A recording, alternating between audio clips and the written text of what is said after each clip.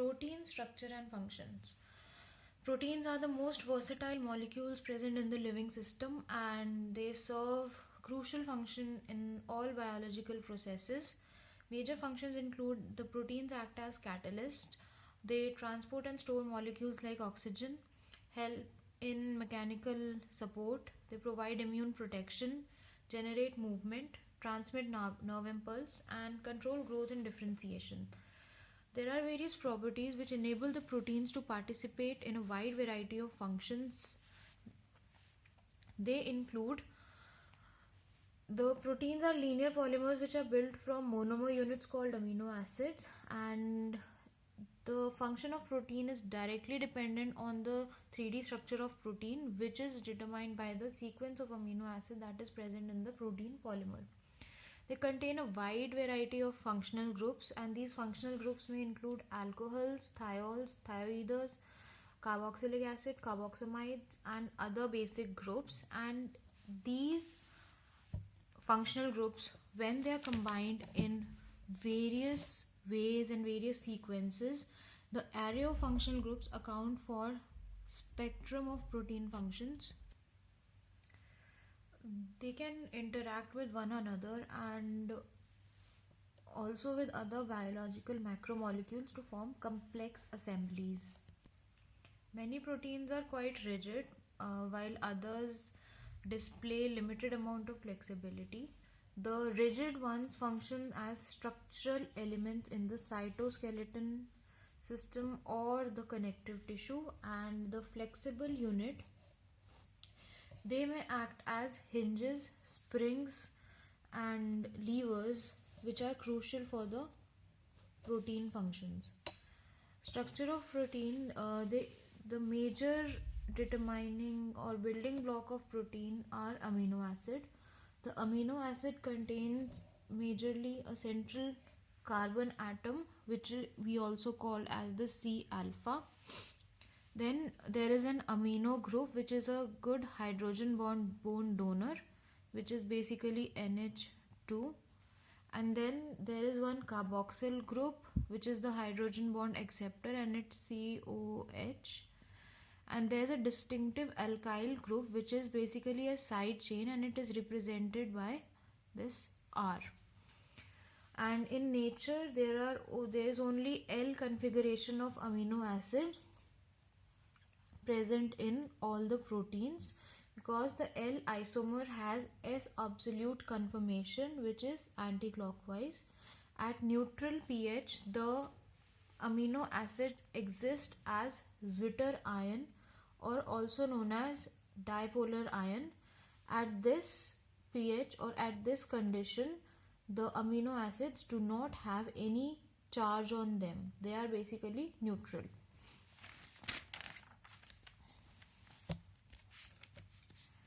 There are 20 different kinds of side chain which vary from each other in size, shape, charge, hydrogen bonding capacity, hydrophobic character, and chemical reactivity. And through this, there are 20 different kinds of amino acid which make up a protein. 3D structure of water-soluble proteins are stabilized by the tendency of hydrophobic groups to come together. Basically, it is known as hydrophobic effect. In this, the hydrophobic groups, they combine together to form a cluster because they are not soluble in water. Primary structure of proteins. Primary structure of protein is basically a linear chain of amino acid, and this constitutes the primary structure. Linear polymer जो है, it forms by linking the alpha carboxyl group of one of the amino acid to the alpha amino group of the another with peptide bond, or it is known as amine bond. This is a type of covalent bond. Peptide bonds are stable kinetically. If we see, suppose this is one amino acid and this is the second amino acid, they combine with each other, elimination of water molecule occurs, and a peptide bond is formed between the two amino acids. This peptide bond, the CONH, is also known as the amide bond, and this is a type of covalent bonding.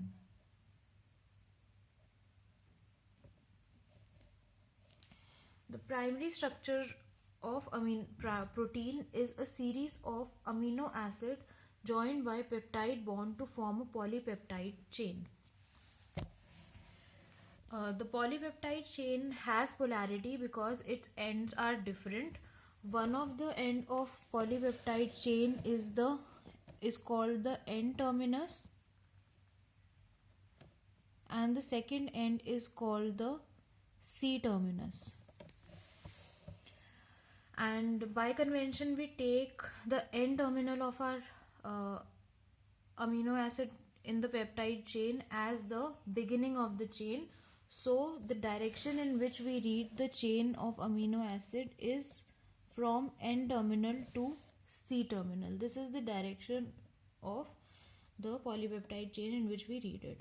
So polypeptide chain consists of two regions. One is the main chain, or we also call it as the backbone, and the other one is the variable part.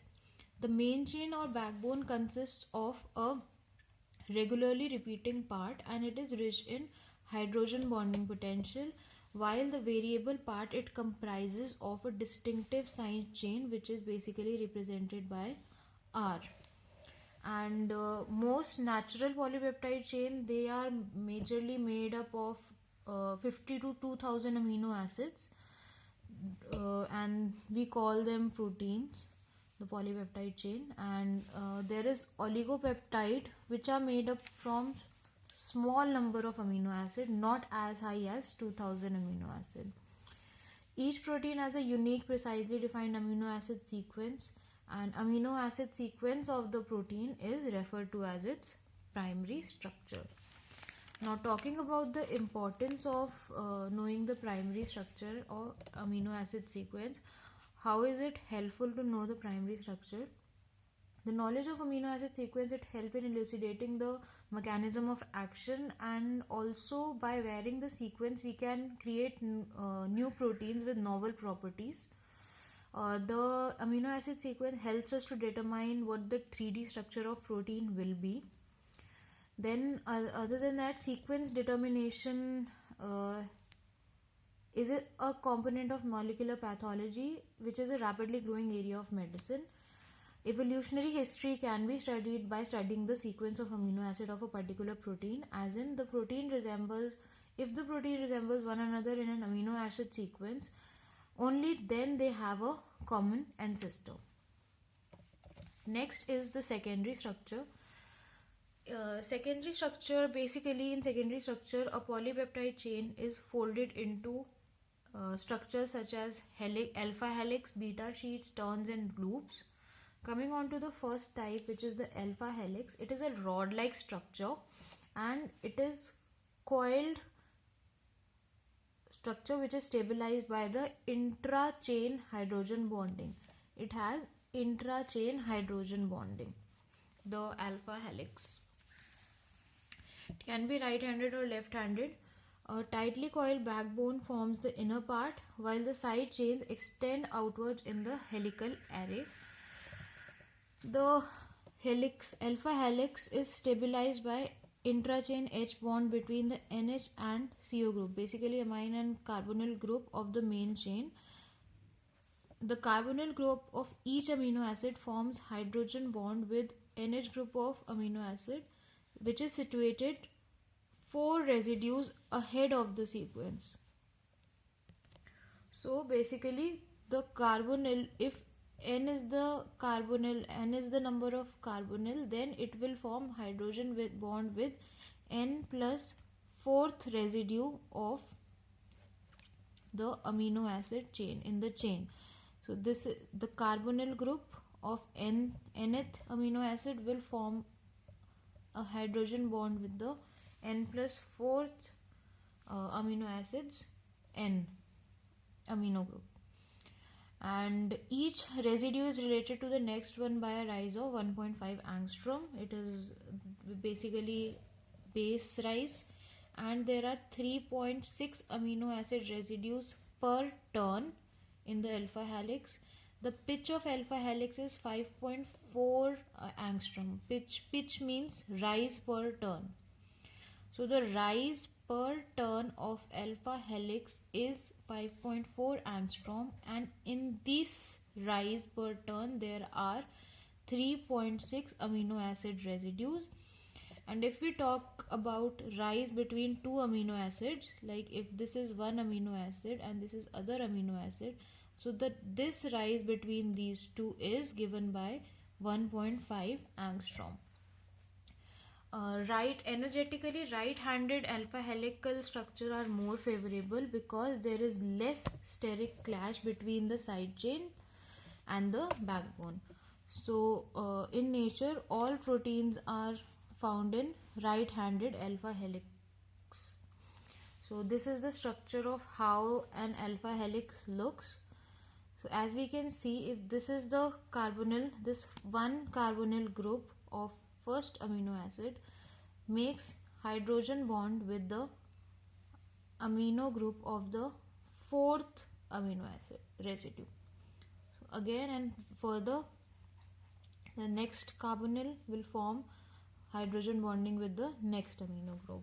So this is how they are stabilized into helical structure through intra-chain hydrogen bond. So this is intra-chain hydrogen bonding.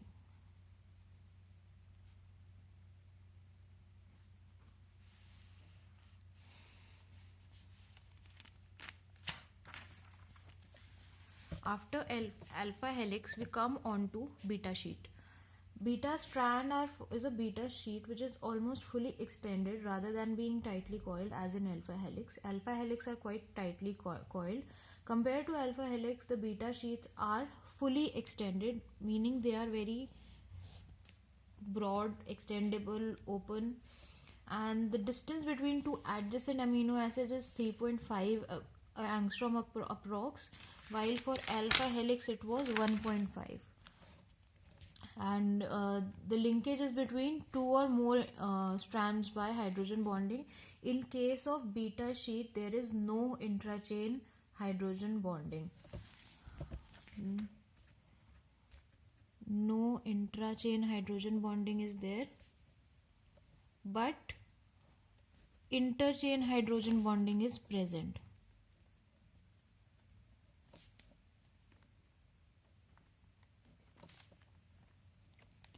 Interchain hydrogen bonding is present, and due to this interchain hydrogen bonding, the beta sheets are present in as sheet form. There are two kinds of beta sheets. One is anti-parallel beta sheet. They run in opposite direction, as in if one of the sheet runs in this direction, the other one will run in this direction. So this is how they run in anti-parallel or opposite direction. And the parallel beta sheet, they run in parallel direction, basically in same direction. If one of the amino acid runs in this direction, the other will also run in the same direction, and vice versa. Beta sheet can be purely anti-parallel, they can be purely parallel, or they can be mixed. And they are usually depicted by broad arrows pointing in the direction of carboxyl terminal end to indicate the type of beta sheet form, parallel or anti-parallel, basically in the direction of which the carbonyl group is present. And beta sheet is an important structural element in many proteins. The example of such proteins are fatty acid binding proteins, which is important for lipid metabolism. So this fatty acid binding proteins are present as beta sheets. They are present as beta sheet structure, and these fatty acid binding proteins are important for lipid metabolism. So this is the structure of how beta sheet looks. It is an example of anti-parallel beta sheet. As we can see, the direction of this is N to C terminal this way, and from N to C terminal. This is one strand, this is other strand, and they both are running opposite to each other, so they are anti-parallel beta sheets, and this is how the hydrogen bonding between the two sheets occur. And anti-parallel beta sheets are more stable as compared to parallel beta sheets. The reason behind this is that in case of parallel beta sheet, hydrogen bond is far apart, while in anti-parallel hydrogen bonding is closer. So closer the hydrogen bonding, so it is more strong. So if we have to define secondary structure of protein, we can say that the distribution of alpha helices, beta strands and turns along a protein chain is referred to as secondary structure. After the secondary structure, we come on to the tertiary structure of proteins. Tertiary structure is basically the 3D conformation that globular protein assume as a consequence of the interaction between the side chains of its primary and secondary structure. And the interactions which stabilize the tertiary structure are weak interactions, which include hydrophobic interaction. Hydrophobic interaction is one of the major non-covalent interaction. Then is the electrostatic interaction. Hydrogen bond is already there from primary also, and then van der Waals interaction. All these interaction, they come under weak interaction, but they are very important in maintaining the stability of tertiary structure of proteins. Then there is a second kind of interaction, which is the covalent bond. Most prominent ones are the disulfide bridges, which is there. These are also important for the tertiary structure. They provide fold, they help in folding. Both of these help in folding of the protein into its 3D structure. In 3D structure only, 3D structure of protein is the functional structure. The protein is not functional in its primary and secondary structure. So 3D structure needs to be more stable. The fundamental unit of tertiary structure is called domain. And what is a domain? Domain is a polypeptide chain or a part of a polypeptide chain that can fold independently into a stable 3D tertiary structure. So basically a part of particular polypeptide chain which can be folded independently of any other thing, and is also a functional unit of protein. And proteins may have a single domain or more than one domain depending on their functions. Then motif are the globular proteins which contain combinations of alpha helix and beta sheets. They are globular, and they contain combinations of alpha helix and beta pleated sheets, which are basically secondary structure, and the patterns formed by them are called motif, or we can also say super secondary structure. So these are how the motif looks like. This is called a Greek key motif.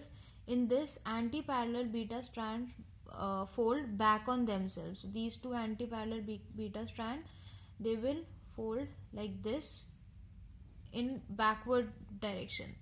See, this one's upward is folded over this backwards.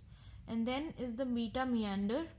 Two antiparallel beta strands are connected by polar amino acids and glycines.